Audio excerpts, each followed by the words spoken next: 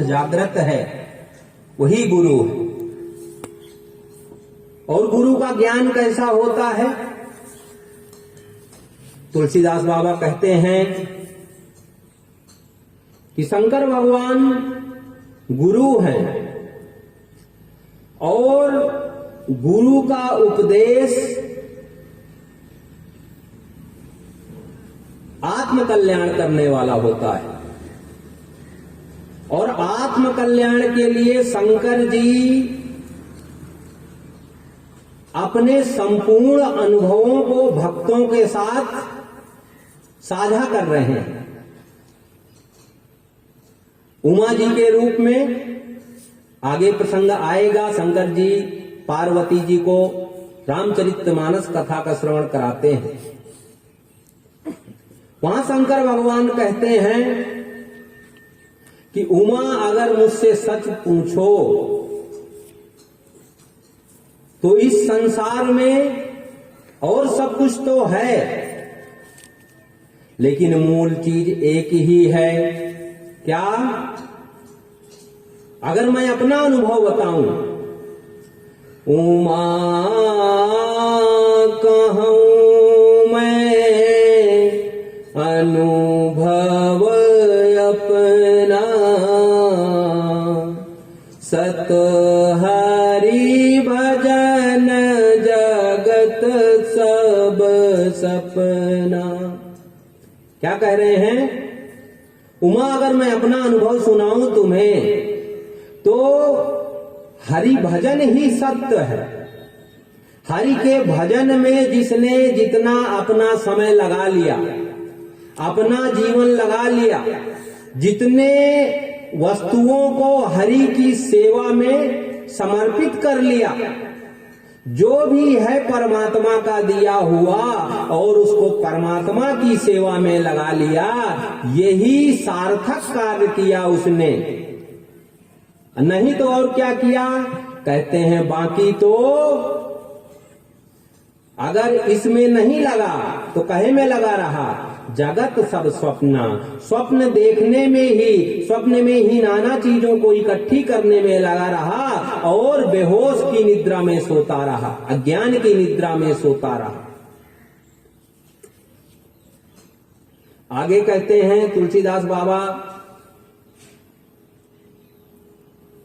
सीता राम गुण ग्राम पुण्यारण्य विहारिणो,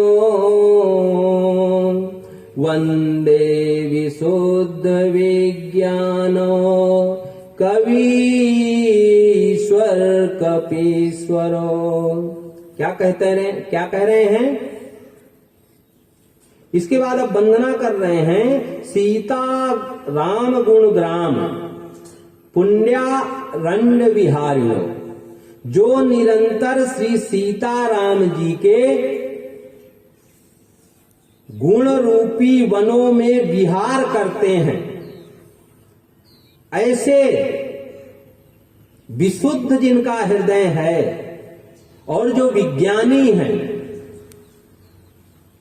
विज्ञानी माने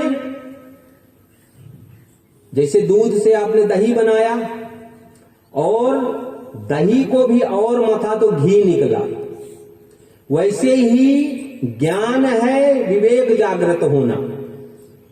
सत्य क्या है और असत्य क्या है, इसका विवेक जागृत हो जाए और सद्मार्ग में लग जाए तो वह और सब कर्मों में जब तक लगा हुआ है, सदकर्मों में, तब तक तो चलो उसका ज्ञान जागृत है, लेकिन सदकर्मों का भी जो परम फल है, सब कर्मों का एकमात्र फल है भगवान के चरणों में अनुराग हो जाए, प्रेम हो जाए। और जिसको ये हो गया, जिसका अंतःकरण शुद्ध हो गया और जिसका मन बुद्धि चित्त भगवान के चरणों में अनुरक्त हो गया, वह क्या हो गया? विज्ञानी हो गया।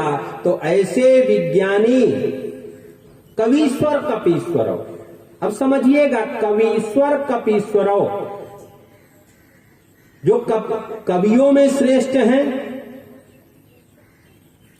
और जो कपि में बंदरों के श्रेष्ठ हैं, पूज्य हैं हनुमान जी। कवियों में श्रेष्ठ कौन है? वाल्मीकि जी। वाल्मीकि रामायण सबसे श्रेष्ठ काव्य कहा जाता है। और हनुमान जी कपियों के श्रेष्ठ हैं, बंदर कुल में उत्पन्न हुए हैं। तो एक साथ दोनों बातों को क्यों कहा? कवीश्वर भी कह दिया और कपीश्वर भी कह दिया।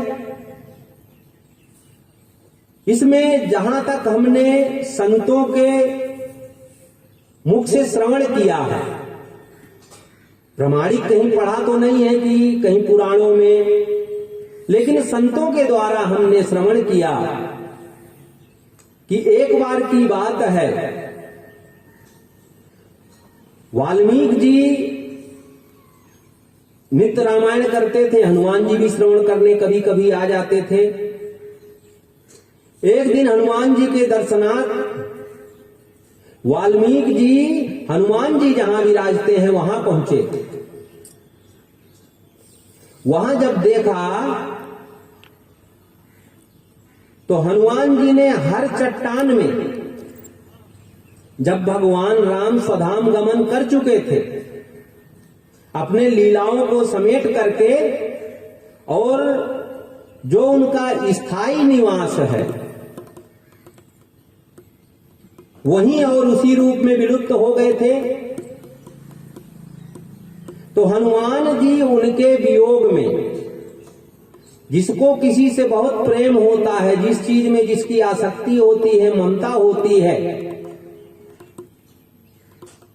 तो जब वह चीज सामने नहीं होती तो उसका स्मरण होता है, बार बार चित्त उधर जाता है।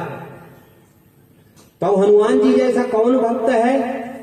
अब राम जी के वियोग में दिन रात अश्रु बहाते थे और क्या करते थे? जो जो लीलाएं साथ में किए थे उनको लिखते रहते थे पत्थरों में।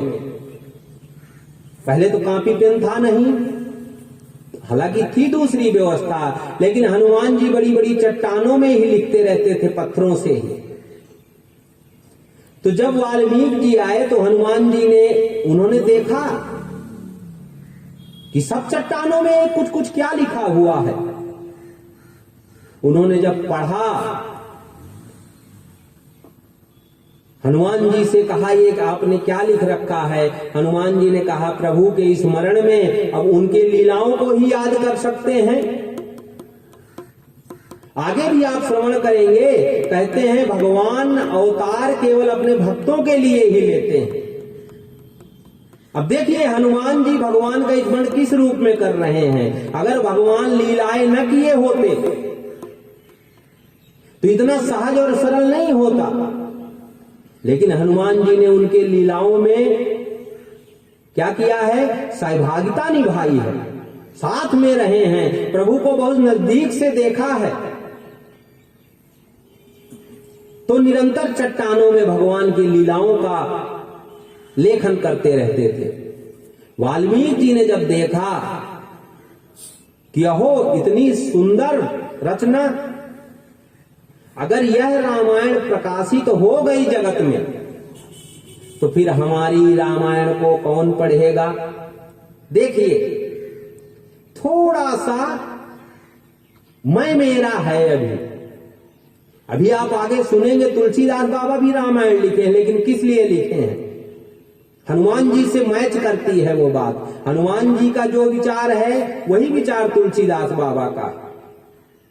तो वाल्मीकि जी ने जब पढ़ा और मन में हुआ कि अगर ये रामायण प्रकाशित हो गई, लोगों के कानों तक पहुंच गई, तो हमारी रामायण को कौन सुनेगा? हनुमान जी समझ गए कि वाल्मीकि जी के मन में ऐसा भाव आ गया। हनुमान जी ने कहा, हमने तो यह कहे के लिए लिखा था, स्वांतः सुखाय, भगवान के स्मरण में, भगवान के प्रेम में